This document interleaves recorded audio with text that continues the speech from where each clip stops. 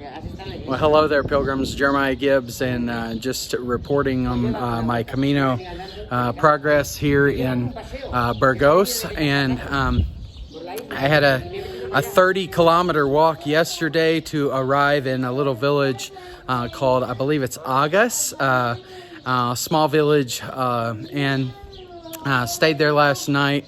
Had dinner with some other pilgrims and so on, and then we had just 22 kilometers into town today, into Burgos. Had a chance to meet a number of other pilgrims. There was a group of about 6 of pilgrims, 7 maybe, who were actually in the group just behind us a day, and they did like a 40 or 45 kilometer day, and they're now caught up with us. So one of the things, that dynamics that happens on Camino, is that people they get in these, what in American hiker terms would be called a bubble. So they get in these bubbles and they kind of walk all together, and you kind of leapfrog each other. But this group of folks jumped forward into our group by walking a 40-kilometer day, a bunch of them. So got to meet some new pilgrims there. There was another American, Mark, in that group, who's on his way to seminary and for Catholic priest. And there were a couple of Italians in that group. There was a man from Pamplona that I spent most of my day walking with today. I do have, on the way into Burgos, you may know that there's a long section of walking along the highway that's not very well loved among pilgrims. In fact, a lot of people will just try to skip that section. There's another route along that last part into Burgos that is through. It's an unmarked route. At least it's unmarked where you turn into it, but then there's some arrows along the way to be able to take the river route into Burgos, and we did that today. I did that with my friend Gorka from Pamplona, and he and I got a chance to talk all along the way, which was great. He's grown up really on the Camino, and just great to get to hear some of his story. So anyway, we walked about 22 kilometers today and have arrived in Burgos. And of course, this is Sunday, so we were a little bit late for Mass. Didn't get to go to Mass earlier, but got to tour the cathedral just a few moments ago. And of course, we're getting to enjoy the great food and ice cream and other things that are here in Burgos.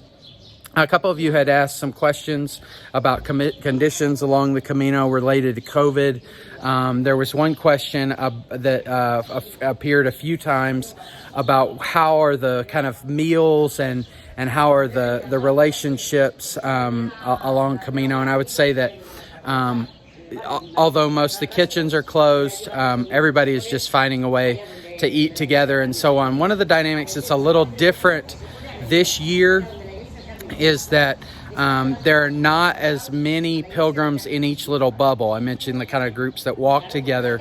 I would say in the group that we've been walking together with, there's maybe 25 or so. We've got a WhatsApp group chat that we've been chatting and telling each other where we are, when we're going to dinner and things like that. So in a normal year, there would be so many in a group, a bubble, that you wouldn't know them all. There'd be more like, we were joking today, there would be more like a city that travels through, and you don't know everybody, but you kind of know a few people here and there. Now it's more like a village that's traveling through. So really we have just a few people, 20 or so, that are kind of traveling from location to location. Last night had a great experience in August. It was kind of interesting. There was the caretaker for the church wanted us to be able to experience the church, and so she opened up the church and welcomed us to take a little tour. In the middle of that, she really wanted me to say the Mass. She learned that she thought I was a priest, a Catholic priest, and so she really wanted us to say the Mass. And she said, if we come, even if we don't understand, you can do it in English. So it took us a bit to explain to her that I wasn't Catholic, but really great to be able to experience the church there in August. A fun thing has happened the last couple of days. Actually, and one person I had met a few days ago, Thomas from New York. I've been identified now by 2 different pilgrims on the way that have been watching my videos, which is really fun for me. Thomas from New York and Lance from England said today, don't you make YouTube videos? So that was really fun to have a couple folks that have been watching the videos and have been helped by them. So anyway, so I would just say, as far as the meals and so on, that people are wondering whether that's really a possibility now, I'd say that's really not a concern. That's been going just fine. A few people have asked sort of just, what are the other COVID conditions? I think the short answer on COVID is that I think you can experience the pilgrimage very much the same way that you would in any other given year. I think the challenge is right now, and then one of the things that we've begun to talk about here along the way, is because Spain's experience of COVID, Spain's prevalence of COVID is going up. Are we going to have a situation where the bars may close down again, where restrictions may come about walking between regions? And of course, we don't know the answer to any of that, but I think that'd be my one reservation about coming. What I could say is that right now, the conditions are awesome. It's been fun. We've had great experiences all along the way. No reservations there, but I do think that, it's hard to say what will happen in the coming weeks, as Spain, certainly the conversation in Spain is about the rising instances of COVID. So I don't know that that's very helpful for you if you're planning to make the way, but I would just say that don't worry about whether the conditions on Camino are conducive for you to make a good pilgrimage that's enjoyable and great. But just worry about whether you'll be able to enter this country, whether you'll be able to travel from region to region. And you should be able to find that on the official websites and so on, the news stations.